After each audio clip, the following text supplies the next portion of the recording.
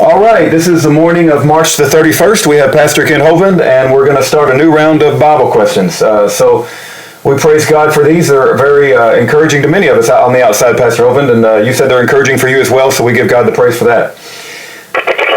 Pastor Hovind, the first Bible question comes from Rob, and Rob says, who were the Nephilim in the Bible, and where did they come from?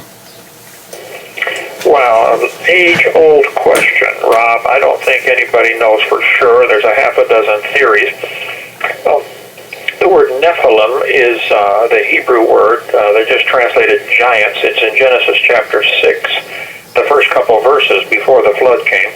It says there were giants in the earth in those days. And also after that, when the sons of God saw the daughters of men, that they were fair, and they took them wives of all which they chose. There's only 4 verses there, and extremely controversial.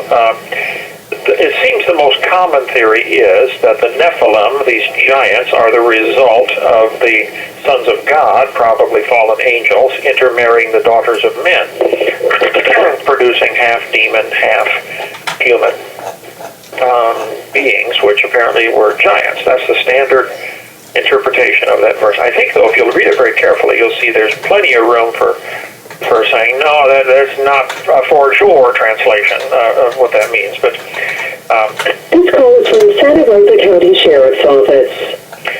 For instance, the phrase in the middle of all that says, and also after that. Indicating maybe it is not even connected. I don't know. So I'm pretty cautious. If the Bible isn't clear and dogmatic, I try to not be clear and dogmatic. I mean, some things the Bible's crystal clear on, but this, to me, it is just not clear on. But to answer your question, the standard teaching, theology on this is that some kind of fallen angels intermarried the daughters of men and produced half demon, half human offspring. They were giants in the earth. Maybe that giants is talking about the dinosaurs. Maybe it's talking about giant men. I don't see how it's clear, but let's assume it's giant men. Noah's kids, and Noah would have certainly seen these people. God sent the flood, destroyed everything, everybody.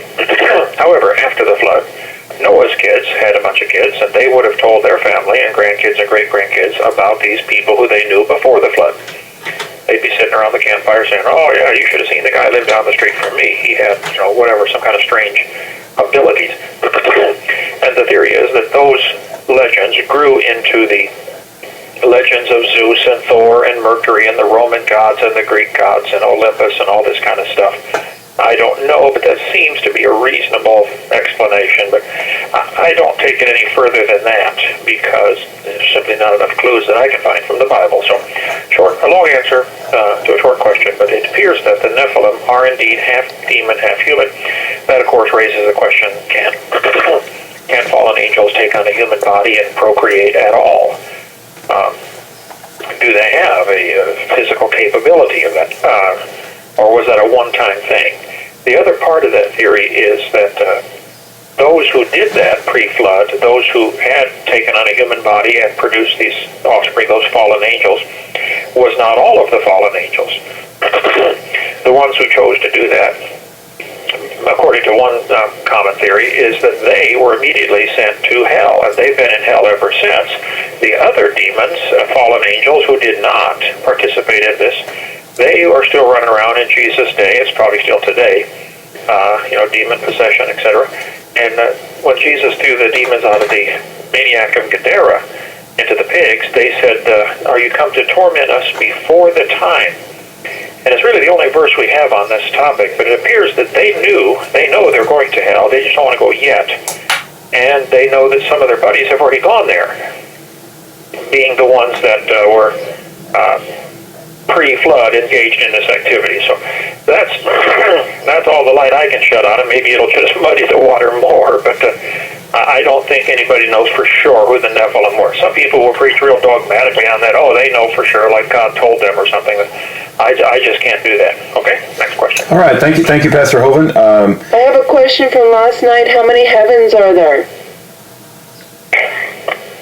I can barely hear that. Was it a question about the heavens? How many heavens are there? Yes. Well, the Bible speaks clearly of 3 heavens, but there's only one verse, 2 Corinthians chapter 12. Paul said, he knew a man 14 years ago in the body or out of the body, I cannot tell. Such an one caught up to the 3rd heaven. That's the only mention of the 3rd heaven in the Bible. And most people think Paul was talking about himself, where 14 years earlier he had been stoned to death at the city of Lystra and actually died and saw heaven. And the disciples are dragging his body out of the city, and he came back down, and the Lord sent him back, got in the body, rose, and went back in and preached some more in the city and continued his ministry. But the most commonly accepted theory is that Paul actually died at Lystra, got to go see heaven, and then was sent back down into his body, and for the rest of his life he was anxious to die. He couldn't wait to die again. He told the Philippians, I have a desire to depart and be with Christ, which is far better. Nevertheless, to abide in the flesh is needful for you. So it appears that Paul had actually seen what we have coming and couldn't wait to get there again.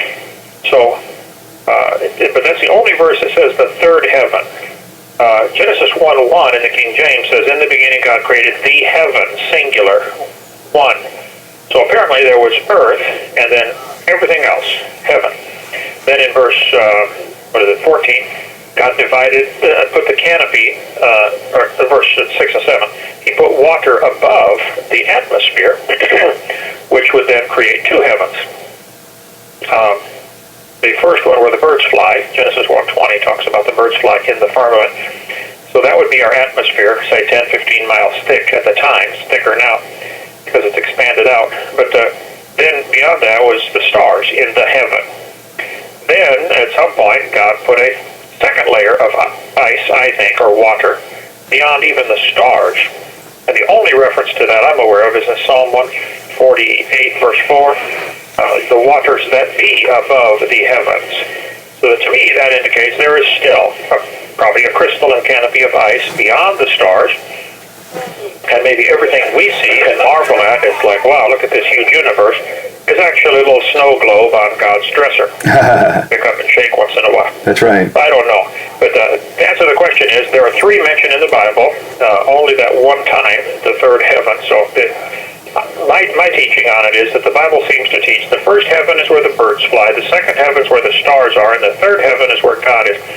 Now, if you look at Matthew 24, where Jesus talks about the rapture, and compare it with Mark 13, there's a very interesting difference at the end of after the sun and the moon go dark.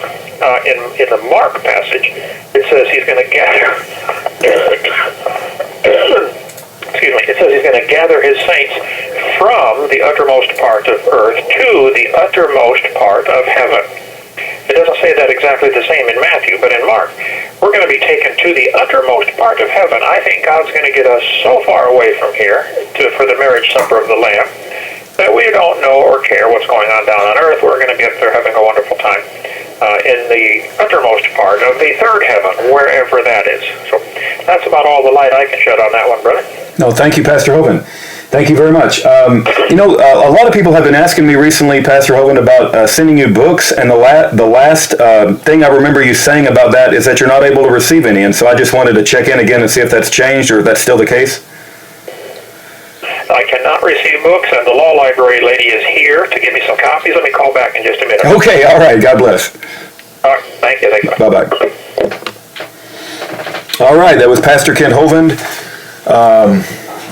I think we have 48 days until his new trial.